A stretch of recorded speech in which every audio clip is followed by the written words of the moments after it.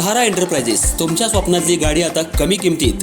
इचलकरंजी शहरालगत असलेल्या कबनूर चंदूर रोडवर कोन्नूर पार्कमधल्या सहारा एंटरप्राइजेस इथं पश्चिम महाराष्ट्रातली विविध बँका आणि फायनान्स कंपन्यांनी जप्त केलेल्या जुन्या दुचाकी आणि चारचाकी गाड्यांची विक्री केली जाते।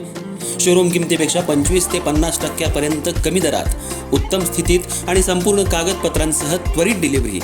दुचाकी 20,000 पासून पुढे तर चारचाकी 50,000 पुढे। आपल्या पसंतीची कार किंवा बाईक आता अगदी परवडणाऱ्या दरात घेऊन जा। विश्वास, पारदर्शक व्यवहार आणि उत्तम सेवा हेच आमचं वैशिष्ट्य। पत्ता Konnur park, Kabnur Chandur road, Ichalkaranji. Proprietor Rajubhai अजगर।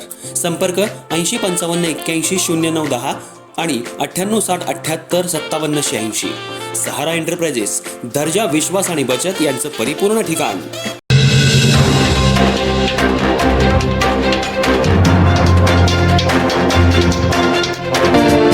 नमस्कार, मी तेजस्विनी मगदूम। एम मराठीमध्ये आपल्या सर्वांचं स्वागत आहे। पाहूया ठळक घडामोडी। इचलकरंजी महानगरपालिकेची निवडणूक अंतिम टप्प्यात आली आहे। प्रचाराला वेगवेगळ्या माध्यमातून मतदार राजाला आमिष दाखवलं जाते। लाडक्या बहिणींचे 3,000 रुपये संक्रांतीला जमा होतील असे पॅम्पलेट प्रभाग क्रमांक 6 मध्ये वाटण्यात आले।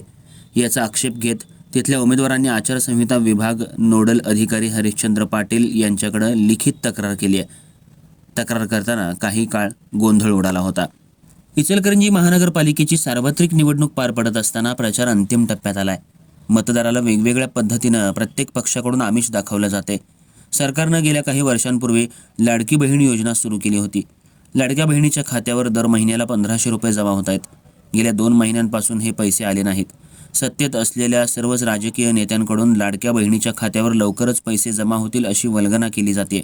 शहरामध्ये प्रचार करत असताना प्रत्येक भागात लाडक्या बहिणीच्या खात्यावर 3,000 रुपये संक्रांतीच्या अगोदर जमा होणार असल्याचे पॅम्पलेट घरोघरी वाटले जात आहेत। त्यामुळे हा प्रचार बेकायदेशीर आहे।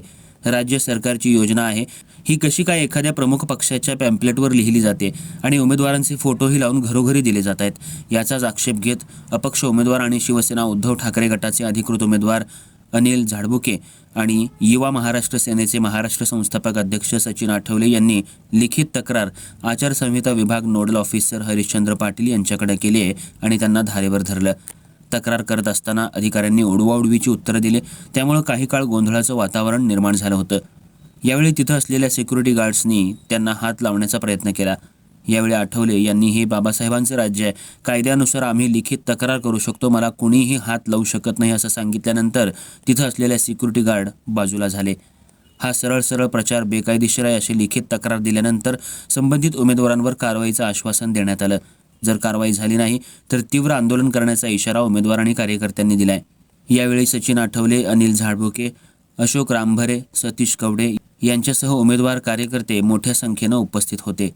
इचलकरंजी महानगरपालिकेची सार्वत्रिक निवडणूक या ठिकाणी होते आणि या निवडणुकीच्या अनुषंगानं प्रचार चालू असताना भाजपच्या मार्फत प्रभाग क्रमांक 6 मध्ये ही जाहिरात दिली जाते जी मकर संक्रांतीला 14 तारखेला 3,000 रुपये तुमच्या खात्यावर जमा होतात। पैशाचा फोटोसुद्धा दाखवला जातोय आणि आचारसंहिताचा सरळ भंग केला जातोय। तर त्या दृष्टिकोनातनं लोकप्रतिनिधी कायदा 1951 अंतर्गत त्यांची उमेदवारीसुद्धा रद्द होते आणि आम्ही निवडणूक आयोगाला तसं या उमेदवारसुद्धा या भागातले घेऊन इथं लेखी तक्रार दिलेली आहे। त्यांनी सुद्धा जाऊन भागातनं बघितले, प्रत्येक घरटी वाटलेला आहे। तर याच्यावर कारवाई झाली पाहिजे, अन्यथा कुठलीही लोकशाही किंवा या ठिकाणी टिकणार नाही, कुठलंही मतदान पारदर्शक होणार नाही। हे उमेदवार इथून पुढे मग प्रचार करताना दिसणार नाहीत। आम्ही ठिय्या आंदोलन या ठिकाणी करू।